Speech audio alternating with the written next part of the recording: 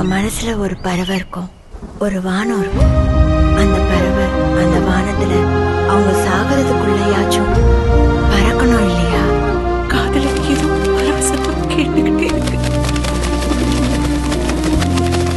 அப்படி பறக்கிற கதை தான் இந்த காயல். இப்படிக்கு அன்புடன் தேன்மொழி.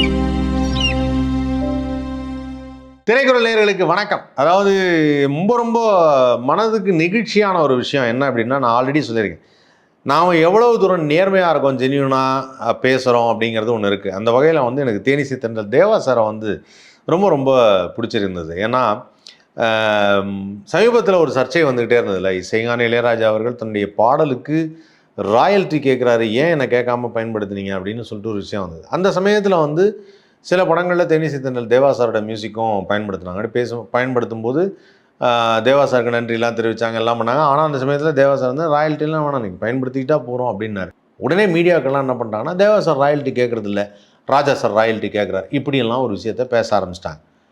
அப்படி பேச ஆரம்பிக்கிறப்போ அதை வந்து தேவா சார் ஒரு இடத்துல ஒரு ப்ரெஸ் மீட்டில் சொல்கிறாரு, உண்மையிலேயே அந்த மாதிரி பேசுகிறது அப்படிங்கிறது ரொம்ப தவறு, அவர் ஒரு பெரிய மியூசிக்கல் ஜீனியஸ் அப்படின்னு சொல்லிவிட்டு அவர் சொல்கிறார். தேவா சார் சொல்கிறாரு, எத்தனை திரைப்படங்கள், எவ்வளோ கம்போசிஷன், எவ்வளோ ஒரு மியூசிக்கல் ஜீனியஸ் அவர், இந்த உலகமே வியந்து பார்க்கக்கூடிய சிம்ஃபனி அப்படிங்கிற மியூசிக்கை வந்து அவர் பண்ணுறதுக்காக போயிட்டுருக்காரு. அப்படி இந்த சிம்ஃபனி பண்ணுறதுக்கு போகும்போது பத்திரிகையாளர்கள் சில பேர் சந்திக்கும் போது ஒரு சில பேர் அந்த கேள்வி, ஒருத்தருக்கு அந்த கேள்வி எழுப்புறாரு, ஒரு தம்பி அந்த கேள்வியை கேட்குறாரு, நமது அன்பு தம்பி. அவர் இந்த கேள்வியை கேட்கும்போது என்ன கேட்குறாருன்னா, ராயல்ட்டி வந்து தேவா சார் கேட்குறதுல நீங்கள் கேட்குறீங்களே, அதை பற்றி அப்படின்னு கேட்டவுடனே நியாயமாக அவர் சொன்னே தேவா சார் சொல்கிறார், இது மாதிரியான ஒரு கேள்வி கேட்டதான் நான் எவ்வளோ டென்ஷனாக இருப்பேன் தெரியுமா, நான் என்ன மாதிரி ஒரு விஷயத்துக்கு போயிட்டுருக்கேன், நீ இப்போ போய் இந்த கேள்வி கேட்குறேன், நான் டென்ஷன் பண்ணால் அதுக்கு ஒரு பக்குவம், அந்த வயதுக்கேற்ற ஒரு பக்குவம், அந்த பக்குவத்தில் ராஜா சார் வந்து இல்லை இதை பற்றி பேசுவதற்கு இது இல்லை, அது வந்து நான் வேறு விஷயமாக போயிட்டுருக்கேன் அப்படின்னு சொல்லி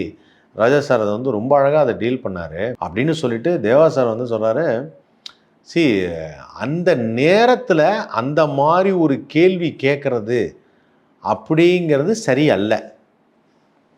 இப்போது நம்ம ராஜா சாரோட மியூசிக் எடுத்துக்கிட்டோம் அப்படின்னா பல ஆயிரம் படங்கள், பல ஆயிரக்கணக்கான படங்கள், 1000க்கு மேற்பட்ட படங்கள்.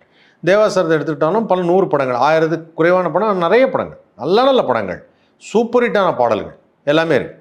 ஸோ இப்போ வந்து என்னென்னா, ஃபஸ்ட்டு விஷயம் கம்பேரிங், செகண்ட் விஷயம் இவங்க இப்படி கேட்கல, இவங்க இப்படி பண்ணலங்கிறது.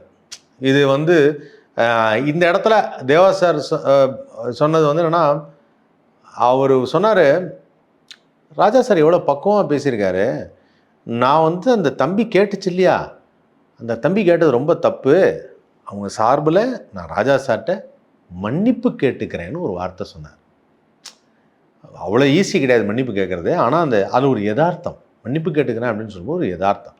அவர் சொல்கிறார், எவ்வளோ பெரிய ஜீனியஸு, அவர் நம்ம சப்போர்ட்டிவாக இருக்கணும், அந்த சப்போர்ட்டிவாக இருக்கிறப்போ போயிட்டு இந்த மாதிரி ஒரு கேள்வியை கேட்கக்கூடாது, அதுக்கு நான் மன்னிப்பு கேட்டுக்கிறேன் அப்படின்னார்.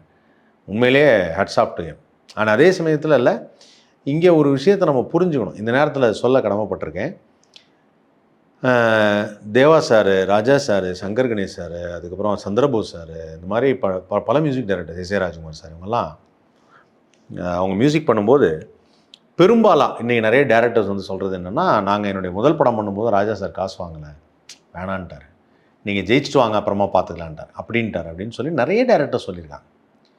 ஸோ ஒரு அறிமுக இயக்குனருக்கு ஒரு பெரிய பாலமாக, ஒரு பெரிய எக்ஸ்போஷராக, இது இளையராஜா மியூசிக்கில் வந்த படம் சார் அப்படின்னு சொல்கிற மாதிரி ஒரு விஷயத்தை ஏற்படுத்தி கொடுத்துருக்காரு ராஜா சார். அண்ட் தேவா சாரும் அது மாதிரி நிறைய படங்களுக்கு வந்து நிறைய கம்மியான பணத்துக்கும், பணம் இல்லைனா பரவாயில்லைங்க நான் பண்ணுறேன் அப்படின்னு சொல்லியிருக்காரு தேவா சார். எஸ் ஏ ராஜ்குமார் சொல்லியிருக்காரு, சங்கர் கணேஷ், இவங்க எல்லாருமே அவங்கவுங்களால முடிஞ்ச ஒரு உதவியை செஞ்சுருக்கிறாங்க, எல்லாருமே பண்ணியிருக்காங்க. இப்படி எனக்கு ஒரு கேள்வி இருக்குது, யாரும் தவறாக எடுத்துக்க வேண்டாம், ராஜா சார் பண்ண மாதிரி ஒரு விஷயத்தை ஏன் அடுத்து ஒரு ஜென்ரேஷனில் வரக்கூடிய மியூசிக் டைரக்டர்ஸ் யாரும் பண்ணலை? நான் அடுத்த ஜென்ரேஷன் சொல்கிறது ரஹ்மான் சாரோ, இப்போ ரஹ்மான் சார் நினச்சா ஒரு சின்ன டைரக்டருக்கு ஒரு சார் நீங்கள் மியூசிக் பண்ணால் என் படத்தை வந்து சேல் பண்ணிடலாம், எனக்கு ஒரு பெரிய எக்ஸ்போசர் கிடைக்கும் அப்படின்னு சொல்லிட்டு ஒரு கதைக்கு அவர் மியூசிக்கை கேட்கலாம். Is very brilliant musician. கண்டிப்பாக ரஹ்மான் சார் மியூசிக் பண்ணார்னா அந்த படம் வந்து ஒரு லெவலுக்கு ரீச் ஆகும். என்னது ஒரு சின்ன படமாக இருக்குது, ஏஆர் ரஹ்மான் மியூசிக் பண்ணியிருக்காரு, அப்போ அதுக்கு ஒரு சேலபிள் வேல்யூ இருக்கும். நான் சொல்கிறது ஆல் ஓவர் இந்தியா, ஓடிடி எல்லா இடத்துலையும் சொல்கிறேன். ஸோ அந்த லெவலுக்கு வந்து அவருக்கு ஒரு பெரிய மாஸ், ஒரு ஆஸ்கார் விருது பெற்ற நாயகன். இன்றைக்கி வந்து அவரோட மியூசிக்ங்கிறது சாதாரணமான விஷயம் கிடையாது, அவ்வளோ பிரமாதமான ஒரு மியூசிஷியன். ஆனால் ஏன் ரஹ்மான் சார் அந்த மாதிரி சின்ன படங்களுக்கு ஒரு நல்ல கதை, ஒரு ஃபார் எக்ஸாம்பிள் இப்படி எடுத்துக்கலாம், ஒரு லவர் பந்து மாதிரி ஒரு படமோ அந்த மாதிரி படத்துக்கு இதுக்கு வந்து ஏன் அவர் பண்ணலை? இயக்குனர்கள் ரஹ்மான் சாரை கேட்கலையா, இல்லை ரஹ்மான் சார் அதுக்கு ஒத்துக்கலையா? இந்த கேள்விக்கு எனக்கு இன்னும் பதில் இல்லை.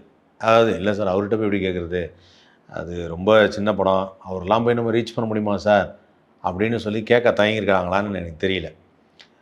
ஒருவேளை அவருடைய உயரம் ஜாஸ்தி ஆகிடுச்சு, ரீச் பண்ண முடியாத இடத்துல ரஹ்மான் சார் இருக்கார். இன்றைக்கி எனக்கு ராஜா சார்ட்ட ரொம்ப பிடிச்ச ஒரு விஷயம் என்னென்னா, அவருடைய ஸ்டுடியோ இருக்கும்போது இல்லை, வர்ற புது புது இயக்குனரோட வாங்க உட்காருங்க அப்படின்னு சொல்லி அந்த காலையில் ஒரு டைம் ஒதுக்கி பார்க்குறாரு. அந்த மாதிரி ரஹ்மான் சார் ஸ்டுடியோ இருக்கா?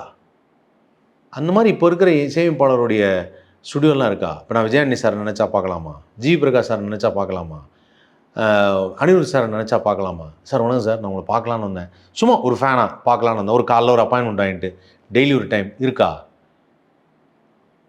தெரியல. இந்த கேள்விக்கு எனக்கு பதில் தெரியல. இது உங்களுக்கு எப்படி தோணுது அப்படிங்கிறத திரைப்படம் சார்ந்தவங்களும் கொஞ்சம் யோசிங்க. தயவுசெய்து வந்து இசையமைப்பாளர்கள் எல்லாரும் வந்து நீங்கள் வந்து ஒரு மிகப்பெரிய mass, music is a mass, ஒரு படத்துடைய எலிவேஷனே மியூசிக்கில் தான் இருக்குது. அப்படி மியூசிக் டைரக்டர்ஸ் எல்லாரும் வந்து ஒரு வாய்ப்பு கொடுக்கும் பொழுது ஒரு சின்ன படத்துக்கு ஒரு பெரிய நல்ல எக்ஸ்போஷரில் மியூசிக் டைரக்டர் வந்து அதுக்கு மியூசிக் பண்ணி தரும்போது அந்த படம் எலிவேட் ஆகுது. அந்த டேரக்டரோட நாங்கள் மறுபடியும் சொல்கிறேன், இது இஸ் டீம் ஒர்க். அந்த டீம் ஒர்க்குங்கும் போது ஒரு டேரக்டர் எலிவேட் ஆகிறார். ஸோ அந்த மாதிரி வந்து ஒரு புதுமுக இசையமைப்பாளராக நீங்கள் இருக்கும்போது எப்படி பெரிய பெரிய ஆக்டர்ஸ் எல்லாம் வந்து ஒத்துக்கிறாங்களோ, ஒரு ஃப்ரெஷ் மியூசிஷியன் நம்ம ஃபஸ்ட்டு நம்ம படம் பண்ணிட்டோன்னு ஒத்துக்கிறாங்களோ, அந்த மாதிரி ஒரு புது நடிகர்கள் வரும்போதும் ஒரு எஸ்டாப்ளிஷ்டு மியூசிஷியன் வந்து அந்த வாய்ப்பை தரணும், அந்த வாய்ப்பை நீங்கள் பயன்படுத்தணும் அப்படின்னு நான் கேட்டுக்கிறேன். அண்ட் தேவா சார் மேலே எனக்கு பெரிய மரியாதை உண்டு. உண்மையிலே ஒரு ரொம்ப மனசை நெகிழ வச்சுட்டார். அந்த அவர் மன்னிப்பு அவர் கேட்கணும்னு அவசியம் கிடையாது, ஆனால் அவர் கேட்டிருக்கார். அவர் கேட்டது வந்து மனசுக்கு ரொம்ப இதுவாக இருக்குது. அப்படிப்பட்ட மனிதர்கள் இருக்கிறதுனால தான் வந்து நீங்கள் இண்டஸ்ட்ரி நல்லா இருக்குன்னு சொல்கிறேன். ஸோ அதனால் வந்து எப்பவுமே அது இருக்கணும், ஒரு ஜென்யூனிட்டி, நம்ம பேசக்கூடிய விஷயங்கள், நம்ம பார்க்குற இது பார்வை எல்லாமே அப்படி இருக்கணும். அது மாதிரி ஒரு நல்ல விஷயம் அமையணும். கண்டிப்பாக அது அமையும்னு நம்புகிறேன்.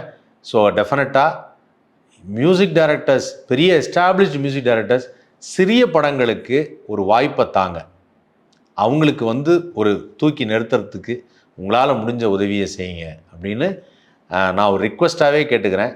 இது இசை புயல் ஏஆர் ரஹ்மான் அவர்களுக்கும், இமான் சார் நிறையா பண்ணுறாரு, இருந்தாலும் இமான் சார் அவர்களுக்கும், ஹாரி ஜெயராஜ் சார் அவர்களுக்கும், விஜயாண்டி சார் அவர்களுக்கும், அனிருத் அவர்களுக்கும், சந்தோஷ் நாராயணன் அவர்களுக்கும், இங்கே எல்லாருக்குமே சொல்கிறேன், எல்லாருமே அந்த மாதிரி வந்து ஒரு பணம் வாங்காமல் குறைந்த பொருட்செலவில் ஏதாவது ஒன்று அவங்களுக்காக ஒரு ஹெல்ப் பண்ணுங்கள். ஹெல்ப் பண்ணி அந்த படங்களை இது பண்ணி இதெல்லாமே பேலன்ஸ் பண்ணுறது தான். நல்ல திரைப்படங்கள் வரணும், நல்ல மியூசிக் வரணும் அப்படின்னு. ஸோ அந்த லெவலுக்கு வந்து அவர் சொன்னது என்ன இந்த விஷயத்தை சொல்ல தூண்டியது. அதனால் அந்த டைம் எடுத்து நான் சொன்னேன். ஸோ தொடர்ந்து பாருங்கள் திரைக்குறள், லைக் பண்ணுங்கள், ஷேர் பண்ணுங்கள், கமெண்ட் செக்ஷனில் உங்களுடைய ஒப்பீனியனும் தெரிவிச்சிருங்க.